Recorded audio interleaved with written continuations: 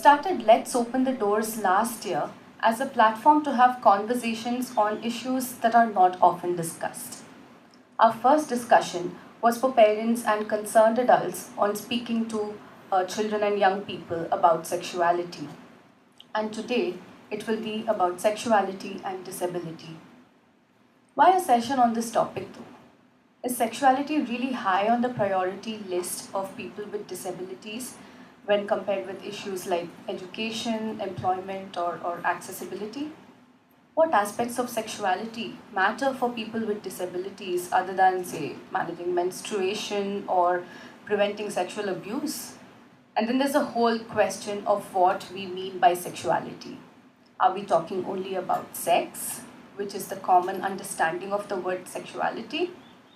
Or are we talking about everything that sexuality encompasses, such as gender identities, pleasure, reproduction, gender roles, etc.?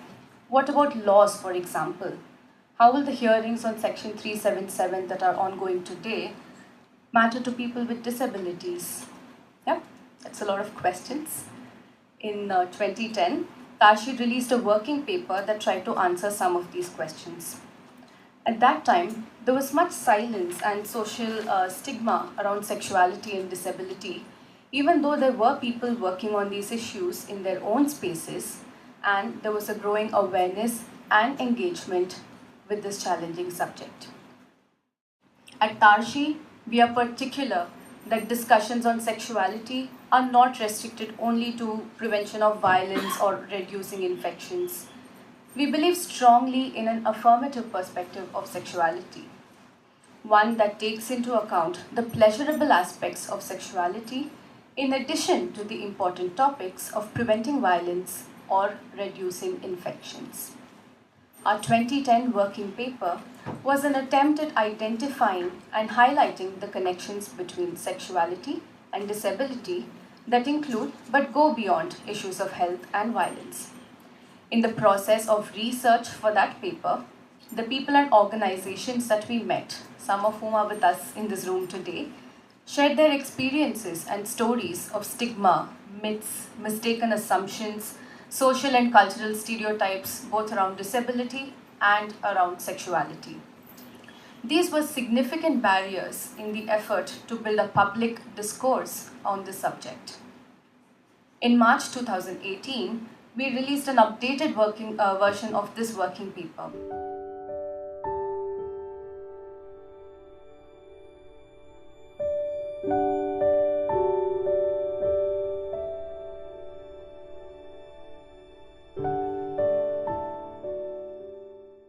I was brought up in a particular way during a period when disability did not exist as a category of disability. In the 60s and 70s, there was no disability.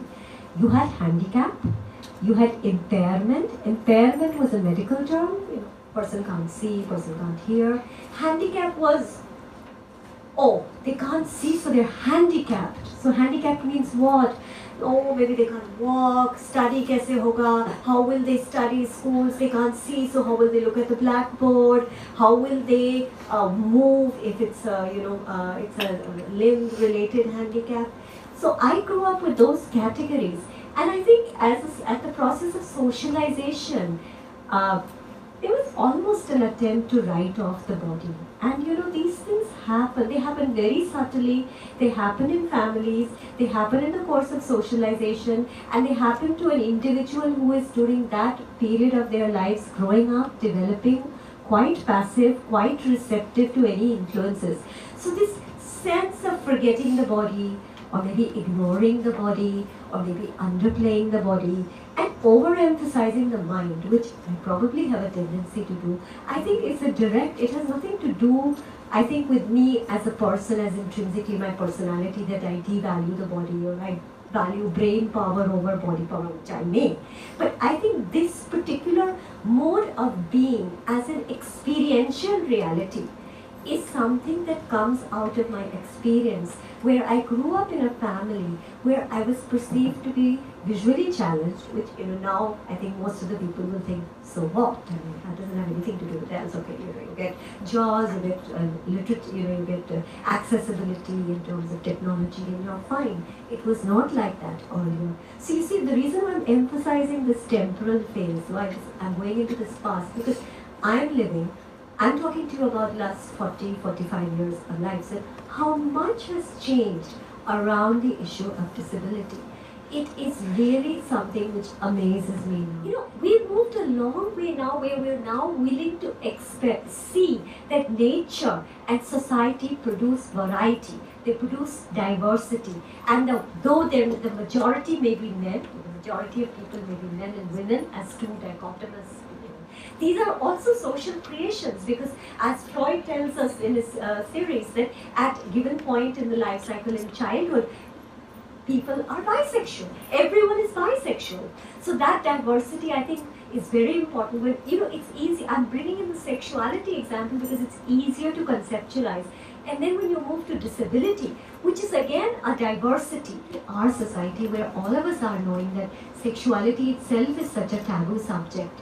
And even now in parts of the world, our country, leave people aside, people with disabilities, even other people who are not disabled, have immense difficulty in negotiating sexuality as a dimension of their life. So when you bring these two taboo issues in a way together, taboo, different, lot of prejudice, lot of stereotypes, lot of negativity, you actually deal with a domain where there's a lot of exploration and there's a lot of work to be done. Because, when I do workshops with women and girls with disabilities, because now many NGOs, which are working in the disability sector, are also finding the need to actually bring in some issue of sexuality in their work. But it is, as pointed out in the introduction, that, it's in the context of health, it's in the context of violence, how to protect yourself, how to, if you have, say, how to self-identify issues of STIs,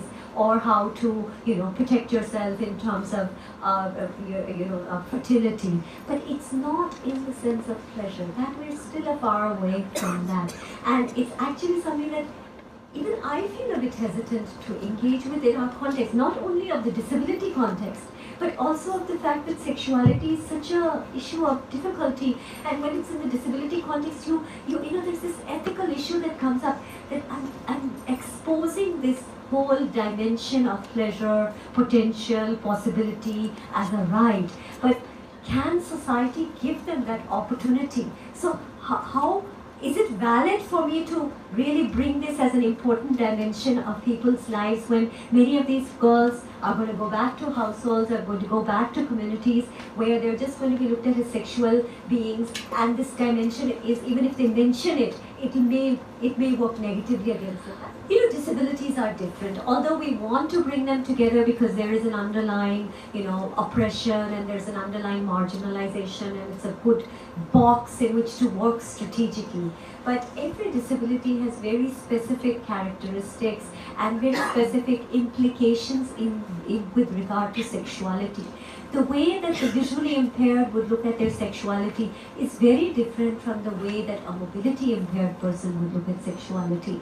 And I think that needs to be also factored in, that sexuality with regard to different disabilities is not one uniform kind of issue that you can deal with. You really need to just as you need to factor in gender, just as you need to factor in class, you do need to factor in different types of disabilities. But this has to be done very carefully and very strategically, because we don't want to get into the medical model that, which is what the disability approach has tried to contest, that people with disabilities, irrespective of their disability, actually have certain features in common. They are oppressed, they are marginalized, they are disenfranchised because of their disability. So there are commonalities, but also we must remember that there are differences, but we must not say, because then if we bring in too much of the difference element of disability, then what will happen is that social aspect of stigmatization may get diminished, and all the different disability categories will be treated differently. We don't want that. We want to preserve the category of disability as a very valid category like gender. But we also need to remember that like gender, disability is also a very variegated, very diverse category. According to census 2011, 2.21% of the population is disabled in this country. Okay, 2.21 out of 1.3 billion. Now, the percentage itself is shocking because WHO which has given the global figures that WHO gives is 15% of the global population is disabled.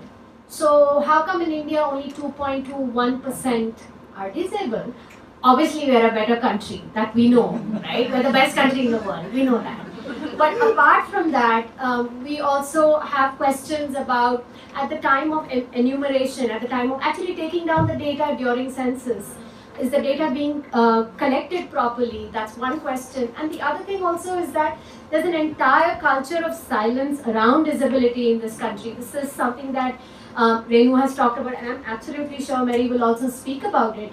So in that silencing of something that is part of somebody's life, are we then leaving out people who need to be engaged with? People who may need services, who may need resources, who may need, all kinds of things that they have been marginalized from. During the last census, we had the enumerators come home, and I was sitting around the table. My son was there, his father was there, I was there. And the chap asks all the questions, and then I say, what about the question on disability? Aren't you going to ask us that? He said, nahi, aapke ghar mein to koi hai nahi. And my son, who has autism, as Nandini mentioned, large as life, 6'2", sitting right in front of him. And that's the thing about autism. It is an invisible condition. It's only if he'd spent a bit of time or known autism, because he was also doing stuff that was a bit unusual, but he took it for granted that all of us were what we call normal. We want to talk about sexuality and disability and look at disability as a whole. There also has to be the realization that the experiences of people with disability will be very different because of the disabilities they have and the way they experience life because of the disability. Autism is very, very different from that. Even though it is confused, and in our new disability law, which we all fought for, what we eventually were handed is something where autism is again under intellectual disability, as is learning disabilities, like dyslexia and stuff like that. So autism is basically a condition of social communication challenges. The way we develop our social communication, the way our brains develop, is different for people with autism. Another thing that it does, it makes it difficult for people to understand intent, and it has nothing to do with intelligence. You could have a perfectly, very intelligent person with autism walk into the room. Supposing you walk in with a huge, say I walk in today with a computer, right? Since I'm a speaker, there's a good chance that it happens pretty often at conferences. Do you want me to help carry your computer? I get asked that question. And I know why, what's the intent behind that. Not because this person is going to take my computer and run away, right? Because that person wants to help me. And I have a colleague with autism. If you told him that, can I have your bag? He'd say no. Because he would not understand the intent. Also, a part of this is making friends. Now, sexuality is about making connections with other people. People with autism have a tough time making friends. They have no idea, because that's a social construct. Making friends is a very abstract thing. All of us, if you know people with autism, ask them who's your friend. They will give you, kids in school will give you the names of the boys who come with them on the bus, or the ones who sit around them. But if you ask those guys if he's your friend, they'll say no. Because they don't understand what a friend is. For them, a friend, people are constantly telling them, go make friends. Parents will tell them, go make friends. And those poor chaps are under huge pressure to make friends, and they don't know what to do about making friends. Because the part of the brain that tells you what you do to make friends, the social aspect, doesn't work the way it works for us. It works differently for them. Another thing which comes in the area of sexuality is regulating eye gaze. We all know, those of us who've read about autism, that they don't have eye contact. It's not about not having eye contact. There are very many able people with autism, they will look and speak. But how do you regulate eye gaze? And we know socially how to regulate eye gaze. So people with autism would say, I don't know where to look. When I look at the eyes, I get very confused. So we teach them to maybe look at the ear or look at the nose. Because eyes give out a lot of messages which is very hard for them to understand. And also, we know socially how to regulate. So supposing if this is a handsome young man, handsome old man sitting next to me, because I'm not young, and I like the way he looks, and I want to have an occasional gaze at him, I wouldn't be doing this and looking at him all the time. Because I know how to regulate gaze to steal that look that I want to, and yet without freaking him out. Right? And people with autism often do that. It's not they have any bad intention, they just don't know. They like the way she looks, they want to look, but they don't know how to kind of, we sneak a gaze and then we look away. They don't know how to do that. So it's a very, very, very complex condition. And I'll quickly say one little thing that I like to tell people who work with them, parents as well as professionals, that you very often hear, oh, how tough it is to live with a person with autism. And I say, it is tough for you, but you live in a world that understands you completely. The person with autism is somebody living in a world where nobody understands him. His or her life is way, way tougher than yours.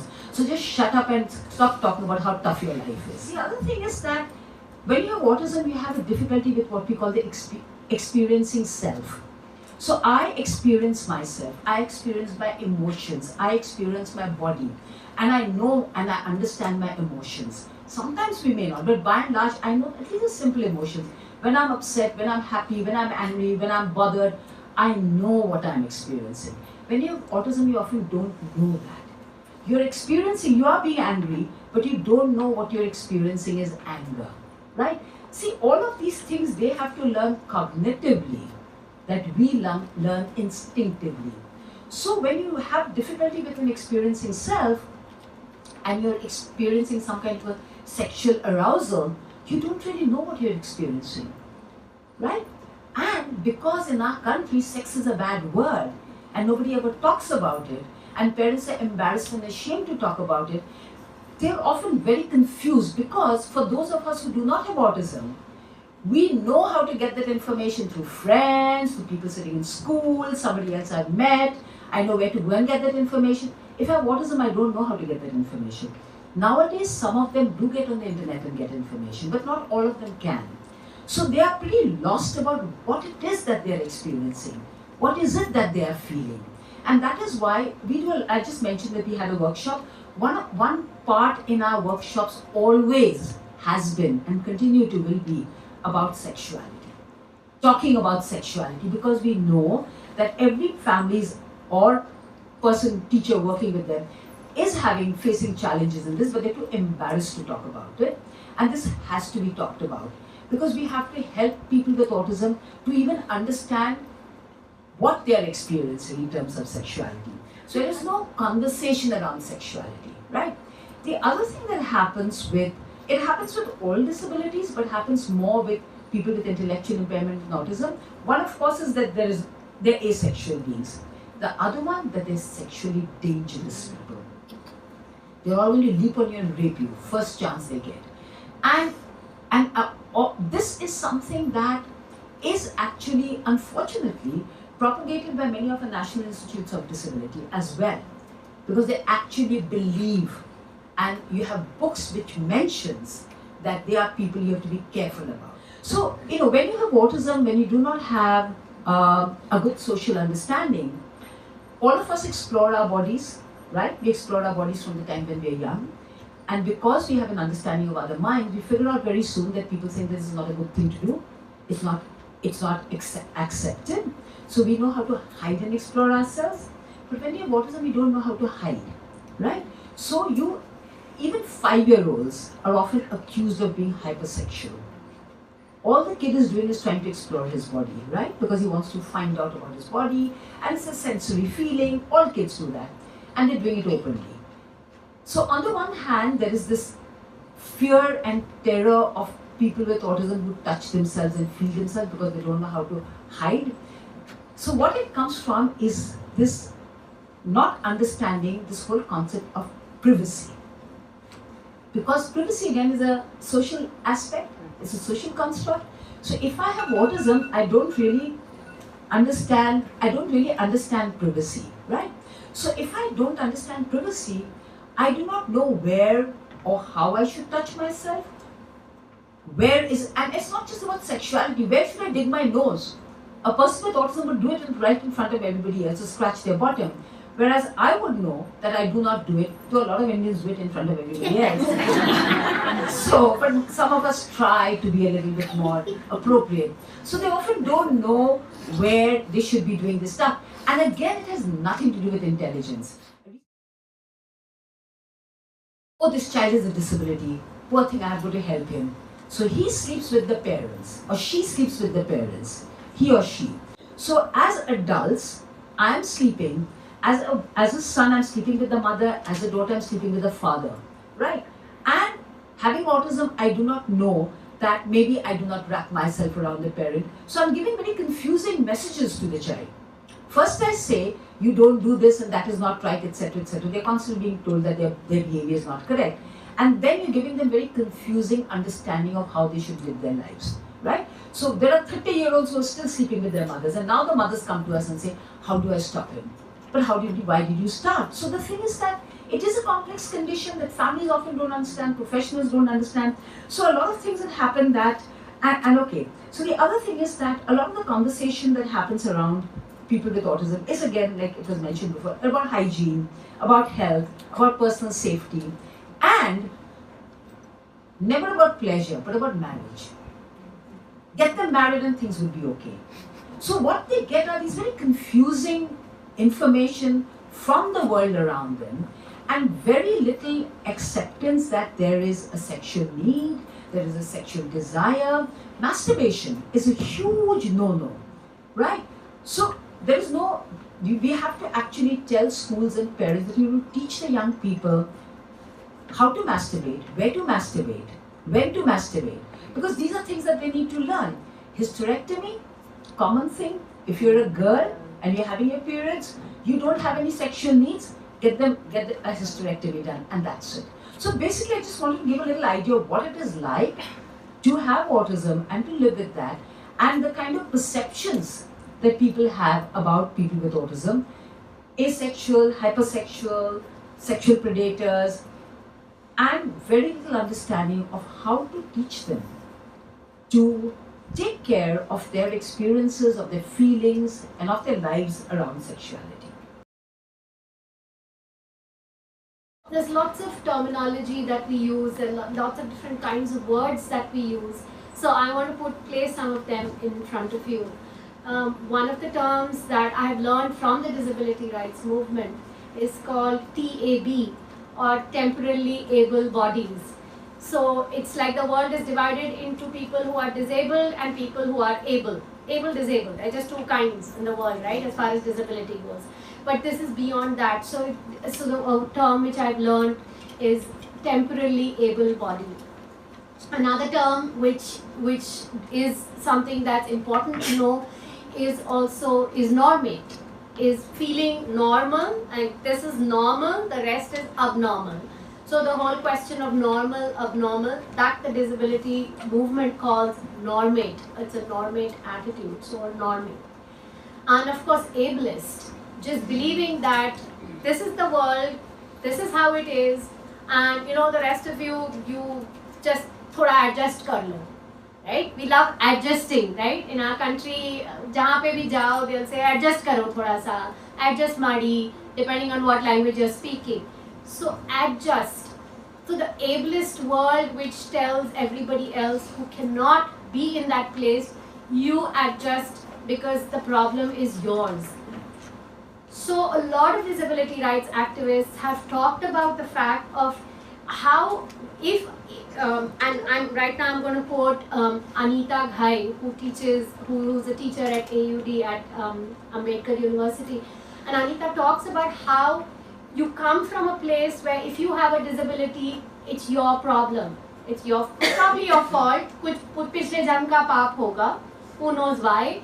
But it's your problem. You deal with it. It's not that the world around you, that there are certain There are certain ways in which the world has to work with people with different kinds of abilities. Something that Renu referred to right in the beginning as the diversities that we live with. And embracing it and understanding it and knowing why, and in places where those diversities and when people have special needs, to figure out, okay, how is it that we make sure that they also get the need, they're able to access what they want. It's not only a question of physical access, though it is in many places also physical access.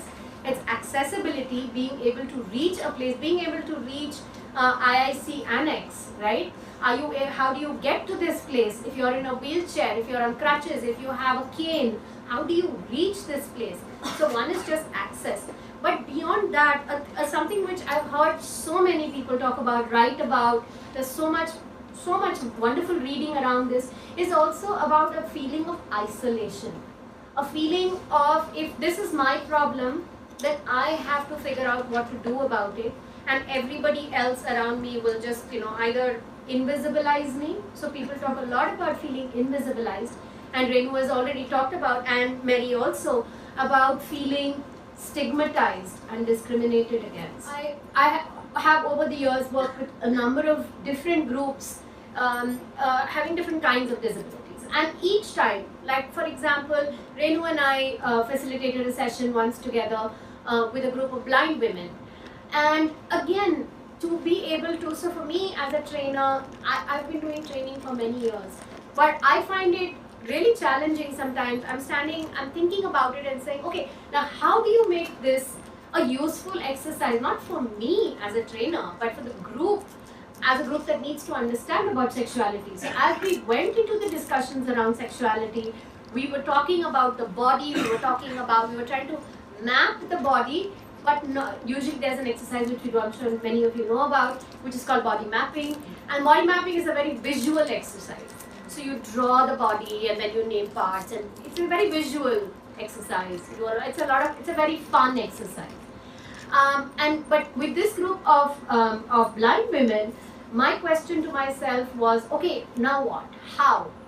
And so to push that boundary and to say, okay, let's think of tactile ways of doing this. So looking at tactile ways of discussing issues around sexuality. We're talking about sexuality, and we're talking about all the myriad aspects of sexuality. How do you talk about it positively? How do you say that, yeah, you know what, sexuality is actually a very positive aspect of our life, when a lot of experiences that people have had have been extremely negative. And there are statistics all over, which I will not go into now, about the numbers of about how women face violence with women with disabilities face violence. And it's different from the way even, say, me as a woman has faced violence. And of course now with Me Too, a lot of us are talking about the violence that we face as children, as adults, or a lot of times as people are facing even now. But as a woman with disability, if you are in a place that is a place of deep isolation, a place where you feel that nobody understands you and nobody is reaching out to you, that's a very, very different kind of place to be. And from that place to be able to come out and get in touch with your feelings and in touch with your feelings of sexuality, your feelings of pleasure, that itself takes you to another domain, and that is deeply challenging at all points. And finally, something that a lot of disability rights activists do talk about, and Renu also, I would say to a large extent, comes from at least two movements, probably more, but at least two movements of the feminist movement as well as the disability rights movements. And disability rights activists often say that the feminist movement or the women's movement has just not done enough. You have not done enough, you have not worked enough. At least this used to be something that was said even, I would say, not very long ago, but that hopefully is changing now. The need for the women's movement to actually be there in those spaces, to have those dialogues, to have those conversations is extremely important.